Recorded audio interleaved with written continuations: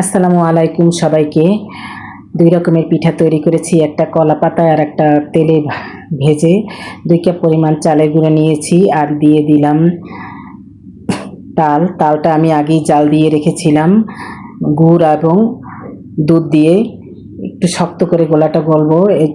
এর ভিতরে নারকেল দিয়ে দিলাম একটু বেশি করে। এরপর কলা পাতায় বিছিয়ে নিয়েছি রুটির আকারে। এরপর একটা তাওয়া গরম হলে পিঠাটা দিয়ে দিলাম এবং ঢেকে রান্না করব, ভেজে নেব সরি।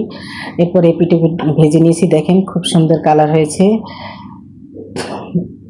কলা পাতায় তালের পিঠা বরিশালের। এরপর আমি একটু বড়া তৈরি করব তেলের, এই জন্য আর একটু পানি আর তাল দিয়ে আবার একটু ঘন পাতলা করে নিয়েছি ঘন গোলাটাকে। এরপর ডুবো তেলে গরম গরম ভেজে নেব, এক একটা ছেড়ে দিলাম। দেখেন এই পিঠাটা খুব সুন্দর হয়, টেস্টি হয়। অনেকেই তাল পছন্দ করে না, কিন্তু তাল দিয়ে এরকম পিঠা বানালে কিন্তু খেতে ভালোই লাগে খালি তাল খাওয়ার চেয়ে। পিঠাটা উল্টিয়ে পাল্টিয়ে দিলাম, সোনালি করে ভেজে নিয়েছি। দেখেন, সবাইকে ধন্যবাদ।